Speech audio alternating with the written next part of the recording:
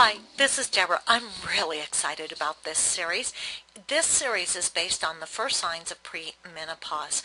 What I hope you will learn is about anti-aging and how to enjoy the second half of your life without menopause symptoms. We'll be discussing each symptom in my list one at a time. We'll view part of the list in this video and discuss one of the first items on the list. But my first question to you is, did you know that being a woman is a disease? Well, actually, it's menopause that's a disease.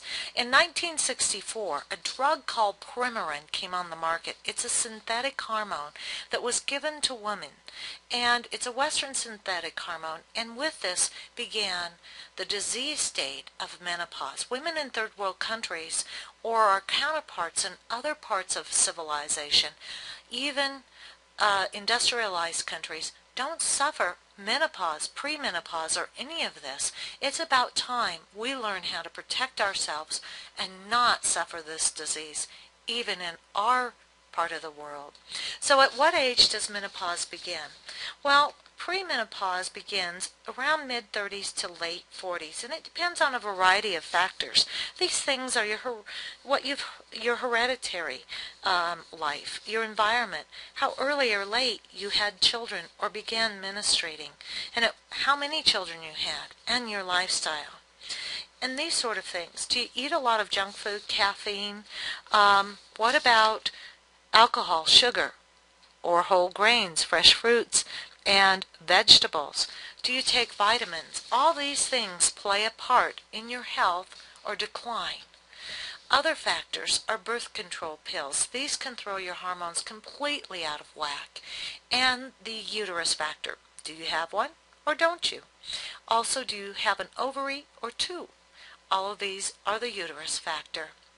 And then by this mid-30s or late 40s is something we call estrogen dominance. It's when the progesterone in our bodies starts to decrease in the amount we make, but the estrogen level stays the same, so there's an imbalance. This higher estrogen dominance is a factor in our lives. It can make us more susceptible to some cancers, to diabetes, to heart disease, osteoporosis, and the list goes on. So utilizing natural or alternative ways in our life to keep ourselves healthy and in balance is important, not just for the symptoms we may feel, but for our overall wellness. So here's part of the long list of symptoms or signs of premenopause. Acceleration of the aging process. This is an underlying factor throughout each and every one of these signs, so we'll be discussing it along with each sign. Today we're discussing allergies, but some of the others are anxiety, autoimmune disorders, breast tenderness, breast cancer. The list goes on. Don't think it's ended here. So let's talk about allergies. Are you feeling like you're allergic to everything? I mean, have you tried to eat stuff and you just turn out to be allergic to it no matter what it is? You may have even been put on a strict diet or been recommended allergy shots or medications. If you're looking for a different way, there are natural or alternative ways to handle this problem. And for me, in what I feel, the right way is to detox gently, cleanse gently, and help your body balance, restore that balance, and support your body. The number one way I find that people do well on this is homeopathics. When I'm working with homeopathics with a client, my favorite ways are to utilize something like an allergy homeopathic that helps to start clearing out the allergies, but you've got to support the body with a core matrix that goes in and works with that person, individualized matrix, and then a core cell. This goes in and gently cleanses and washes each and every cell, brings out the toxins, and then a lymphatic homeopathic complex. This will help drain the toxins gently through the body, out the lymphatic and skin and other excretory systems. This is so gentle and so thorough that most people are very receptive and do well on this.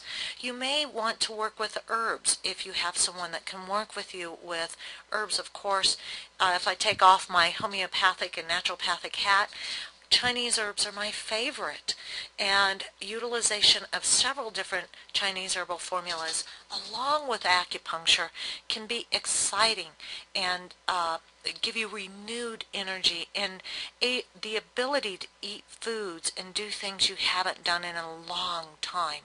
Some people require supplements. They're terribly deficient in certain vitamins and supplements, even though they don't realize it.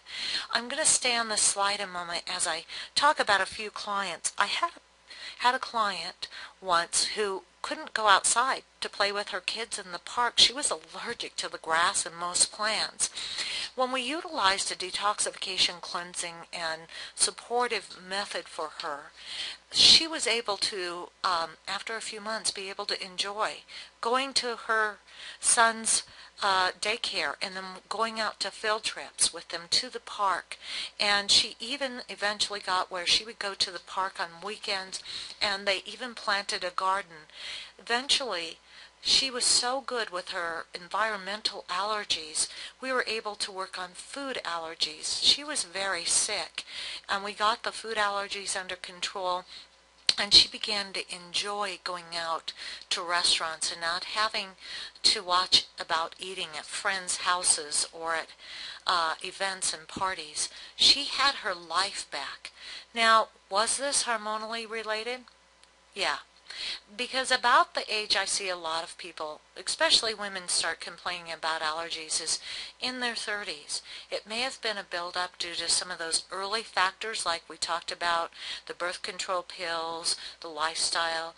Those sort of things can make us have hormonal imbalances. We wouldn't call those premenopause or perimenopause at that state, but it's still all the same.